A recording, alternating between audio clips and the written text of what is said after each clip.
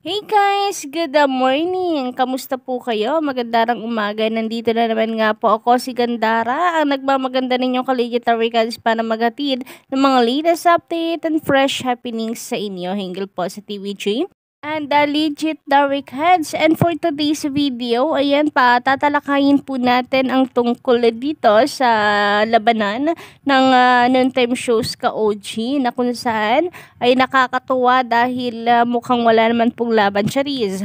Ah, nangunguna pa rin nga po tayo mga Collegiate Americans. Congratulations again sa atin. Ako, araw-araw na lamang po ay meron tayong sineselebrate. But anyway, isa rin po sa ating pag-uusapan ang nakakawindang na pangyayari kahapon. At atin po yung pahahapyawan, ganun din ang sumpa ng trademark.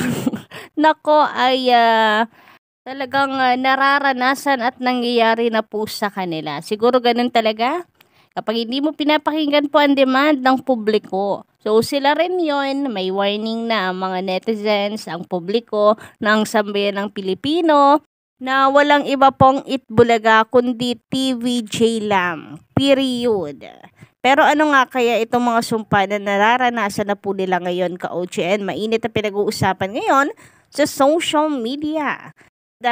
Naku-curious na rin po ang ilan. But before that, thank you so much guys sa mga nandito ngayon, nakikinig po sa atin at nakatambay sa ating YouTube channel. Maraming salamat sa inyo pong pakikinig at pagsuporta. Walang humpay na pagsuporta. Hindi lang sa ating YouTube channel kundi lalong higit sa TVJ. But if you haven't subscribed yet to my YouTube channel, just click the subscribe button and notification bell dyan sa baba para kayo ma-notify sa mga latest video po natin about TVJ and noontime shows latest happenings. Samantala, shoutout naman tayo ngayon. Magandang umaga po dito kay Sir Norberto Ragin at sa kanyang anak na si Nico Charles Ragin na nasa UAE. Ganun din po dito kay Sir Marvin Martinez. Magandang umaga po sa inyo. Ayan, shout out to Rodolfo Bautista and Ernesto Campos Jr. Magandang umaga. Salamat sa pakikitambay at pagsuporta sa atin pong mga daily updates. And syempre, nandito din po si Sir Biboy Tukay. Ayan, magandang umaga sa iyo. Thank you sa pagsuporta sa TVJ and mabuhay po kayo. Ganun din po dito kay Sir Manuel Ponce. Ayan, magandang umaga. And pa-shoutout daw sa kanyang mga kamag-anak ko. Ayan, sa mga kamag-anak kay ni Sir Manuel Ponce na nagkalat daw sa buong Pilipinas. Ano, kamusta po kayo? Anong chismis natin dyan ngayong umaga? Jaria, Zino po ating kapitan. Ganun. Samantala, eto dumako na nga po tayo sa mainit po nating update ngayon mga ka-OG.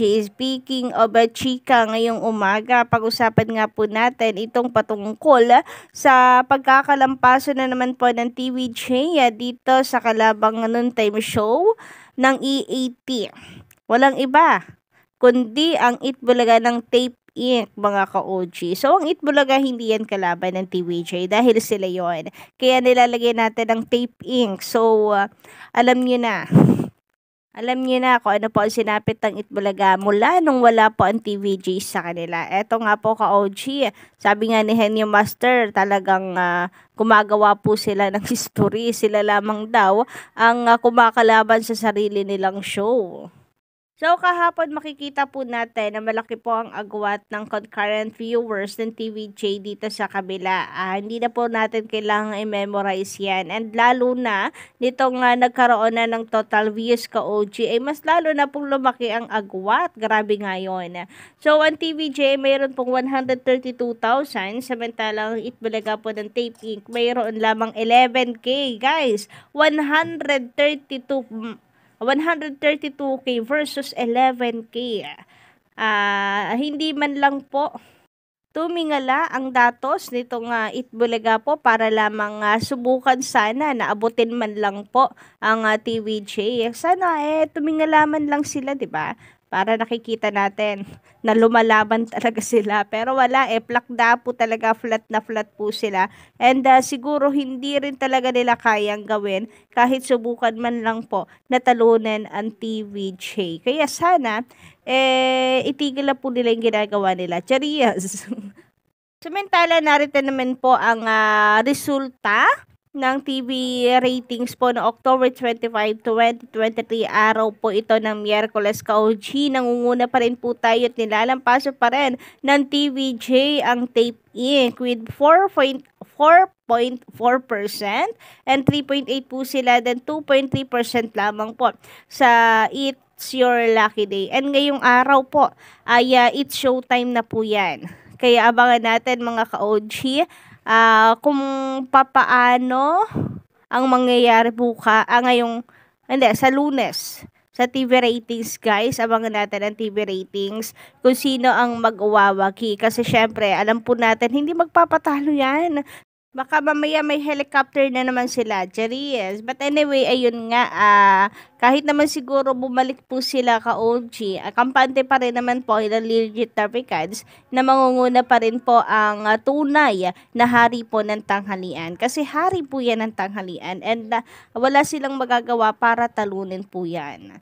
Biruin po ninyo na sa may mas malawak na network na po sila. Umusad na nga po sila sa may mas malawak na network which is ang GTV compare po sa TV5, pero nananalo pa rin ang TVJ. So declared na po yan, hari ng tanghalian, at wala pong makakatalo at makakaagaw ng trono na yan mga ka-OG.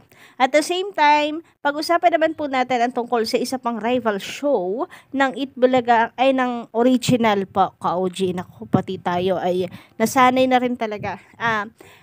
Isa pang rival show ng E80 guys sa noontime.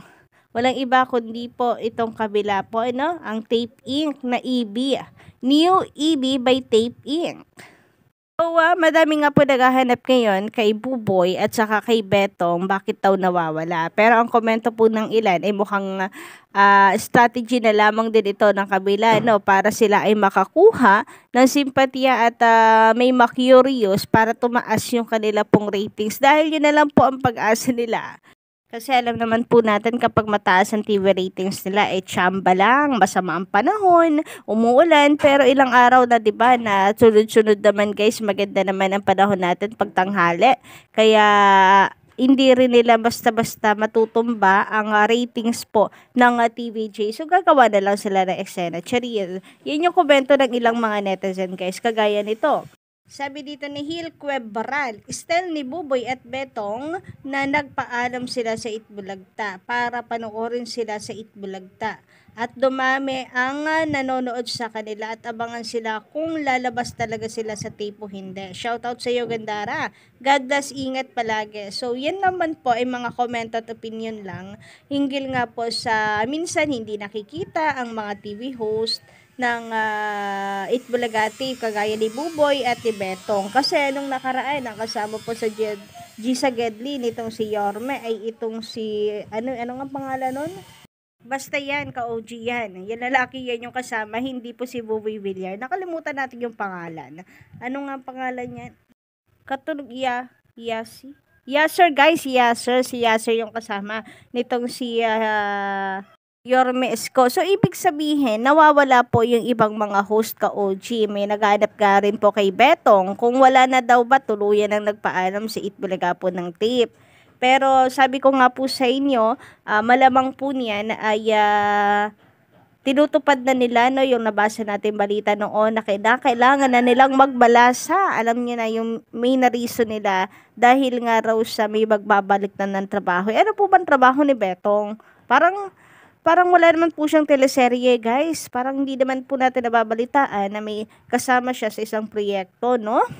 So, ang hula po ng mga netizen talaga dito is that, nagko-cost cutting na po sila. Dahil yung sumpa ng trademark ay unti-unti na pong nararanasan ng big boss po ng Tape Inc. Kailangan na nila mag-cost cutting kasi hindi naman karamihan ang kanila pong mga big sponsors, at the same time yung iba iniintay pa na matapos yung kanilang contract.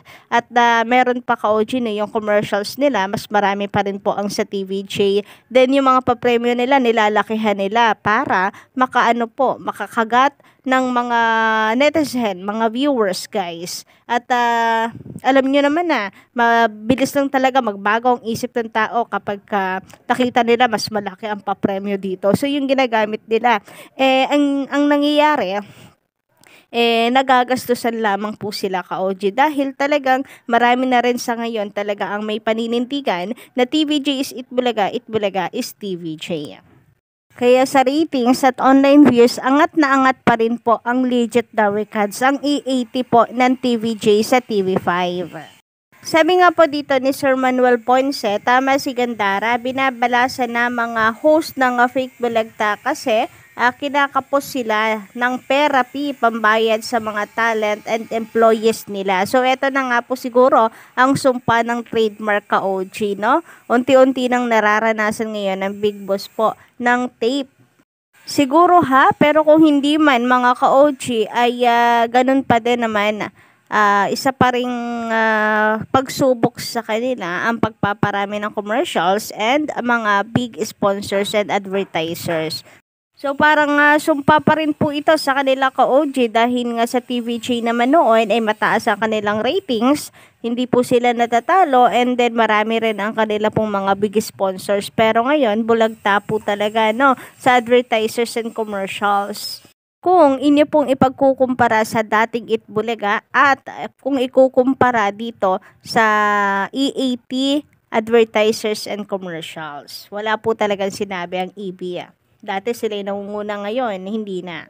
Samantala, pag-usapan naman po natin ang nangyari kahapon dito sa therapy guys. So nabindang ang lahat talaga dahil itong si ate ka-OG ay mukhang nanerbiyos. Natulala po siya, natahimik po siya, hindi po siya makasagot at nagpa-swap na lamang, nag-proxy ba kumbaga mga ka-OG. And pati po ang mga host kinabahan din kasi baka kung ano po mangyari kay ate, baka po ma-high blood. And si Bossing Vic nag-aalala, sabi nga dalhin daw po sa medic.